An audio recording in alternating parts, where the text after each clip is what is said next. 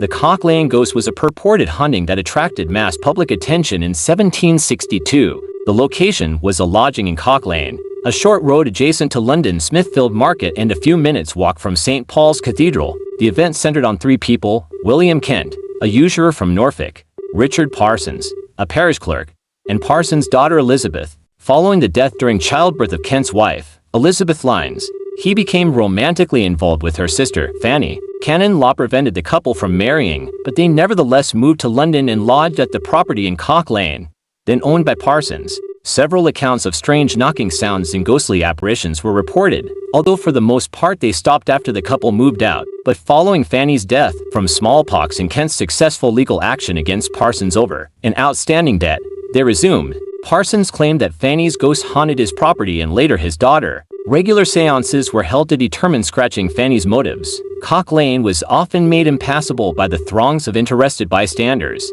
The ghost appeared to claim that Fanny had been poisoned with arsenic and Kent was publicly suspected of being her murderer. But a commission whose members included Samuel Johnson concluded that the supposed haunting was a fraud. Further investigations proved the scam was perpetrated by Elizabeth Parsons, under duress from her father. Those responsible were prosecuted and found guilty. Richard Parsons was pilloried and sentenced to 2 years in prison. The Cocklane ghost became a focus of controversy between the Methodist and Anglican churches and is referenced frequently in contemporary literature. Charles Dickens is one of several Victorian authors whose work alluded to the story, and the pictorial satirist William Hogarth referenced the ghost in two of his prints. In about 1756–57, William Kent, a usurer from Norfolk, married Elizabeth Lyons, the daughter of a grocer from Lyneham. They moved to Stoke Ferry, where Kent kept an inn, and later, the local post office. They were apparently very much in love, but their marriage was short-lived, as within a month of the move Elizabeth died during childbirth. Her sister Frances, commonly known as Fanny, had during Elizabeth's pregnancy moved in with the couple, and she stayed to care for the infant and its father. The boy did not survive long, and rather than leave, Fanny stayed on to take care of William in the house.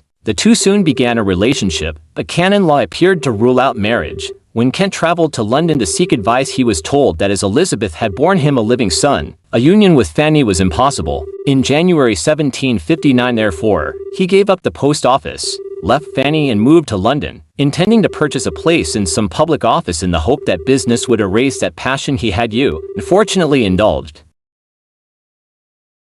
Fanny meanwhile stayed with one of her brothers at Lyneham. Despite her family's disapproval of their relationship, Fanny began to write passionate letters to Kent, filled with repeated entreaties to spend the rest of their lives together. He eventually allowed her to join him at lodgings in East Greenwich near London. The two decided to live together as man and wife, making wills in each other's favor and hoping to remain discreet. In this, however, they did not reckon on Fanny's relations. The couple moved to lodgings near the Mansion House, but their landlord there may have learned of their relationship from Fanny's family, expressing his contempt by refusing to repay a sum of money Kent loaned him, about £20. Response: Kent had him arrested while attending early morning prayers at the Church of St. Sepulchre without Newgate. William Kent and Fanny met Richard Parsons, the officiating clerk. Although he was generally considered respectable, Parsons was known locally as a drunk and was struggling to provide for his family. He listened to the couple's plight and was sympathetic, offering them the use of lodgings in his home on Cocklane, to the north of St. Sepulchre's. Located along a narrow, winding thoroughfare similar to most of central London streets, the three-story house was in a respectable but declining area, and comprised a single room on each floor, connected by a winding staircase. Shortly after Mr. and Mrs. Kent, as they called themselves, moved in, Kent loaned Parsons 12 guineas, to be repaid at a rate of £1 per month. It was while Kent was away at a wedding in the country that the first reports of strange noises began. Parsons had a wife and two daughters. The elder, Elizabeth, was described as a little artful girl about 11 years of age.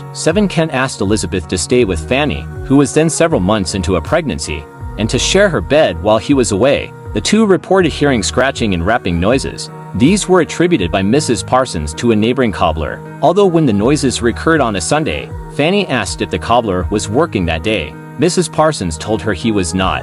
James Franzen, landlord of the nearby Wheat Chief public house, was another witness. After visiting the house, he reported seeing a ghostly white figure ascend the stairs. Terrified, He returned home, where Parsons later visited him and claimed also to have seen a ghost. As Fanny was only weeks away from giving birth, Kent made arrangements to move to a property at Bartlett's Court in Clerkenwell, but by January 1760 it was not ready, and so they moved instead to an inconvenient apartment nearby, intending only a temporary stay.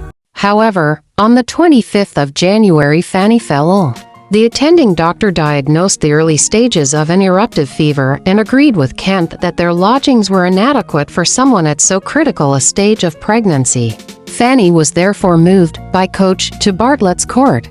The next day her doctor returned and met with her apothecary. Both agreed that Fanny's symptoms were indicative of smallpox.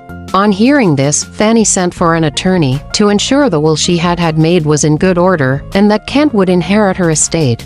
An acquaintance of Kent's, Stephen Aldrich, rector of St. John Clerkenwell, reassured her that she would be forgiven for her sins. She died on the 2nd of February. As sole executor of Fanny's will, Kent ordered a coffin, but fearful of being prosecuted should the nature of their relationship become known, asked that it remain nameless. On registering the burial he was, however, forced to give a name, and he gave her his own. Fanny's family was notified, and her sister and Lines, who lived nearby at Pall Mall, attended the funeral at St. John's. When Anne learned of the terms of Fanny's will, which left her brothers and sisters half a crown each and Kent the rest, she tried but failed to block it in Doctors' Commons. The bulk of Kent's inheritance was Fanny's £150 share of her dead brother Thomas's estate. This also included some land owned by Thomas, sold by the executor of his estate, John Lines, and Kent received Fanny's share of that to almost £95. Her family resented this.